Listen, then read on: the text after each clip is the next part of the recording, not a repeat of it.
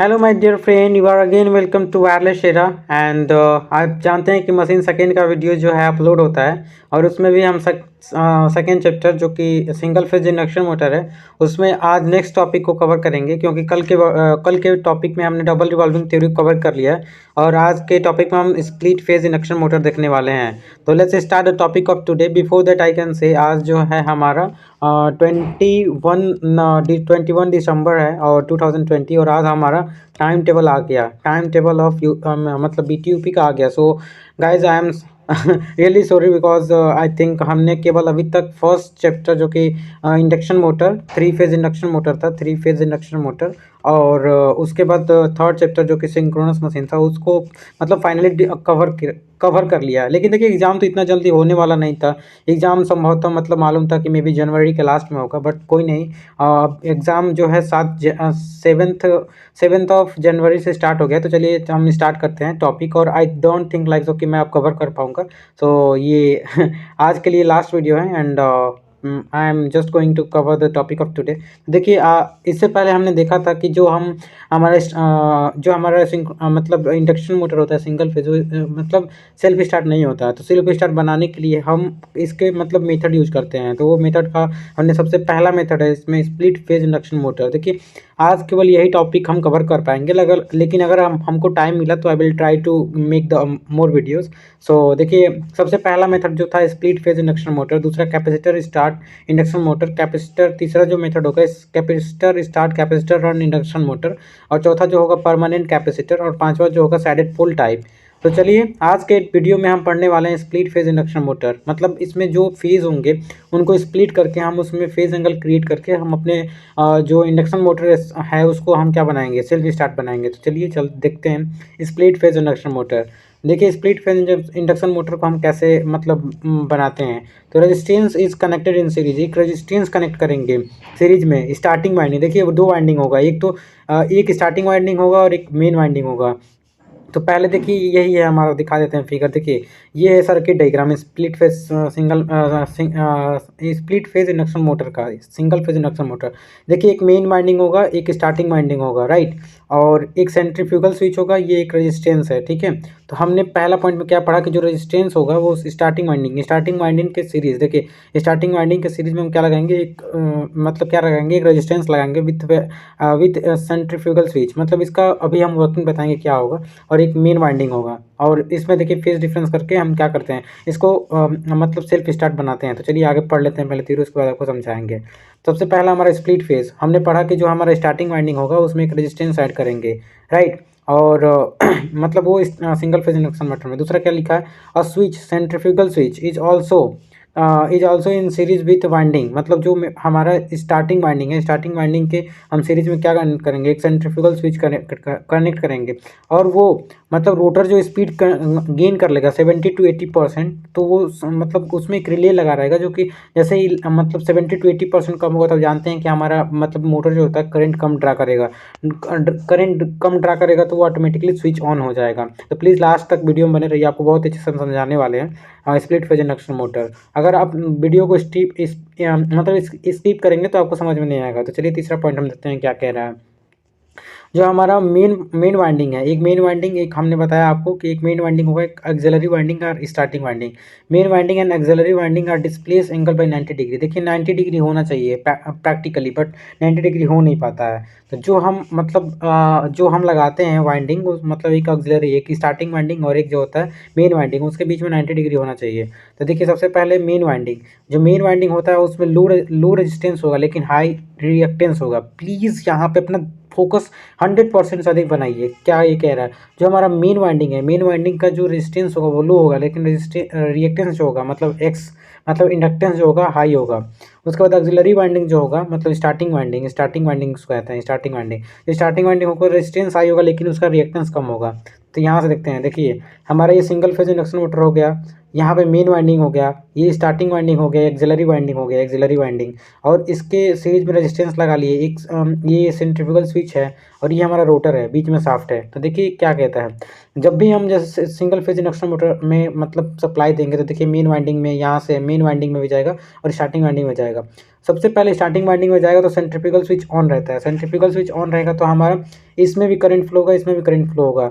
जब इसमें भी दोनों में करंट फ्लो होगा तो देखिए हम एक रेफरेंस में वोल्टेज लेते हैं, तो हमारा देखिए जो ये मेन वाइंडिंग था, मेन वाइंडिंग में रेजिस्टेंस कम था, मेन वाइंडिंग में रेजिस्टेंस कम था, मेन वाइंडिंग का रेजिस्टेंस कम था, लेकिन जो हमारा स्टार्टिंग वाइंडिंग है यहाँ पे स्टार्टिंग वाइंडिंग का रेजिस्टेंस जो है ज़्यादा है, क्योंकि इसके सीरीज में भी हम रेजिस्टेंस ऐड किए हुए हैं। सबसे पहले क्या होगा, देखिए जब एट स्टार्टिंग जब ये करंट ड्रा ज़्यादा करेगा तो ये हमारा जो सेंट्रीफ्यूगल स्विच है ये ऑन रहेगा, जिससे कि दोनों वाइंडिंग ये भी मतलब ये भी वाइंडिंग से फ्लक्स क्रिएट होगा, इससे भी फ्लक्स क्रिएट होगा। दैट्स वाई देखिए जो हमारा स्टार्टिंग वाइंडिंग है, स्टार्टिंग वाइंडिंग में रेजिस्टेंस कम होने के कारण ये कम लैग करेगा, इसमें भी रिएक्टेंस है, देखिए इसमें भी मतलब इंडक्टेंस है, लेकिन ये कम लैग करेगा। जो हमारा मेन वाइंडिंग है, मेन वाइंडिंग बस इंडक्टेंस का है, इंडक्टेंस है तो वोल्टेज से आप जानते हैं कि इंडक्टर जो होता है लैग करता है। देखिए ये थोड़ा ज़्यादा 90 के पास, मतलब 90 करना चाहिए इंडक्टर प्रैक्टिकली, लेकिन 90 नहीं करेगा, ये कुछ ज़्यादा जाएगा, वोल्टेज से लैग करेगा। जो हमारा ये स्टार्टिंग वाइंडिंग है ये कम करेगा, क्योंकि इसमें रेजिस्टेंस भी है, तो ये थोड़ा कम लैग करेगा। अगर दोनों का हम रिजल्ट देखें, हमारे स्टार्टिंग वाइंडिंग और मेन वाइंडिंग का, तो ये रिजल्टेंट आएगा, रिजल्टेंट करंट। तो रिजल्टेंट करंट से आप देख रहे हैं कि हमारा जो ये मेन वोल्टेज और ये जो करंट है, इनके बीच में क्या हुआ, फेज जो एंगल आ गया, मतलब हम इनको स्प्लिट कर दिए फेज में। और स्प्लिट होने के कारण जो आप देखें कि डबल रिवॉल्विंग थ्योरी से हमने देखा था कि जो हमारा फ्लक्स हमारा सिंगल फेज इंडक्शन मोटर में क्रिएट हो रहा है वो अल्टरनेटिंग नेचर का था, अल्टरनेटिंग नेचर का था। दैट्स वाई हमारा जो एक फॉरवर्ड फ्लक्स आ रहा था, एक बैकवर्ड फ्लक्स आ रहा है, फॉरवर्ड और बैकवर्ड फ्लक्स।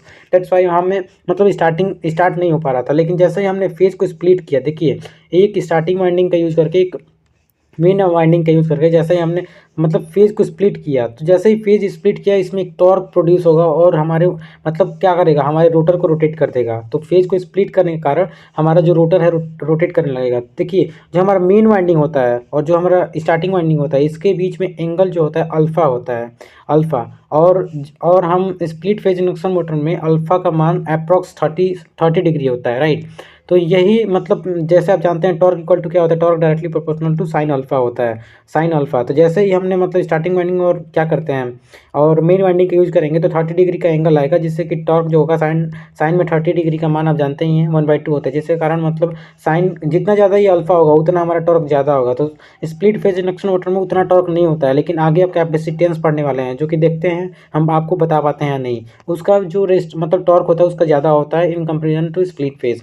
तो देखिए यही हम बताना चाहते थे कि मतलब स्टार्टिंग वाइंडिंग और मेन वाइंडिंग का यूज़ करके हमने फेज़ में डिफरेंस कर दिया। देखिए स्टार्टिंग वाइंडिंग का फेज़ ये है, हमारा मेन वाइंडिंग का फेज़ ये है, इन दोनों के बीच में फेज़ एंगल आ गया 30 डिग्री। दैट्स वाई हमारा टॉर्क जो होगा वो साइन अल्फा के मतलब डायरेक्टली प्रोपोर्शनल होता है, जैसे कि टॉर्क एक प्रोड्यूस होगा और हमारा रोटर रोटेट कर देगा। तो मतलब इसका यूज करने से क्या हुआ, स्टार्टिंग वाइंडिंग और मेन वाइंडिंग का यूज करने से इसका यूज़ करने से हमारा रोटर जो है रोटेट करने लगा, राइट। और यहाँ पे हम देखते हैं जो ये हमारा सेंट्रीफ्यूगल स्विच लगाया है इसका वर्किंग क्या है। जो हमारा सेंट्रीफ्यूगल स्विच है इसका वर्किंग हम देखते हैं। तो देखिए जब हम मोटर को स्टार्ट करते हैं तो ये तो ऑन रहता है, मैंने बताया। जब ऑन रहता है तो हमारा ये मतलब वाइंडिंग जो काम करता है, दोनों वाइंडिंग काम करते हैं और फेज में क्या होता है, स्प्लिट होता है। लेकिन जैसे ही हमारा ये रोटर है, रोटर ध्यान रखिए 70-80% जैसे ही स्पीड को गेन करता है 70-80%, वैसे ही हमारा ये इसमें रिले लगा होता है और ये ऑटोमेटिकली ओपन हो जाता है। जब ये ओपन हो जाएगा तो देखिए यहाँ पे रेजिस्टेंस जो होगा बहुत हाई हो जाएगा। दैट्स वाई हमारा ये सर्किट जो होगा क्लोज हो जाएगा।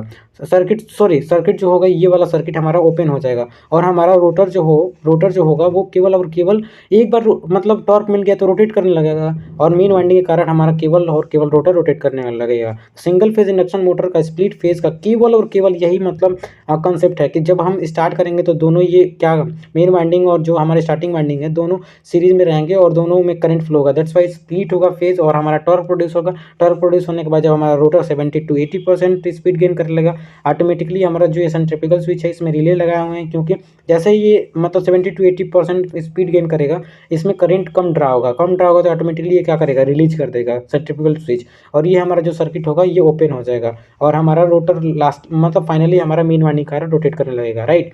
तो ये हमारा हो गया स्प्लिट फेज इंडक्शन मोटर। तो ये तो हो गया हमारा स्प्लिट फेज इंडक्शन मोटर का सर्किट डायग्राम, ये हो गया हमारा फेजर डायग्राम। और ये जो देखिए ये हमारा जो जी, तो देखिए ये जो है हमारा ये जो है सिंबॉलिक रिप्रेजेंटेशन है किसका, सिंबॉलिक मतलब इस सिंगल फेज इंडक्शन मोटर का, स्प्लिट फेज का।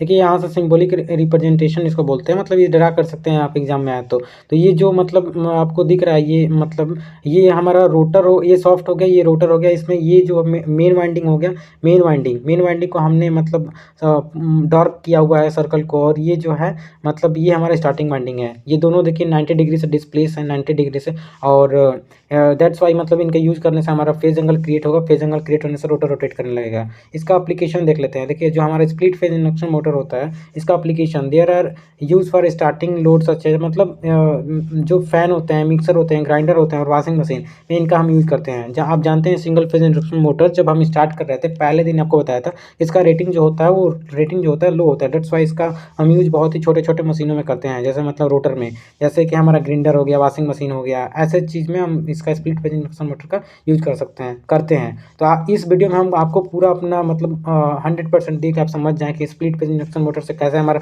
जो मतलब इस सिंगल फेज इंडक्शन मोटर रहता है सेल्फ स्टार्ट मतलब स्टार्ट हो जाता है, नॉट सेल्फ स्टार्ट, मतलब स्टार्ट हो जाता है। आई एम श्योर आपको समझ में आया होगा। नहीं समझ में आया तो don't forget to comment on my channel and don't forget to share as well. So I will come back soon. Don't forget to like, share and subscribe my channel. I will come back soon because I think मेरा last exam जो होगा वो 17 जनवरी को है। उसके बाद हम फिर से नए नए अंदाज में I will try to make a video per day. So अभी भी हम वीडियो बनाने का मतलब कोशिश करेंगे but not on a regular way. Okay, so lastly I can say thank you so much for watching my video. Like and share subscribe. Thank you.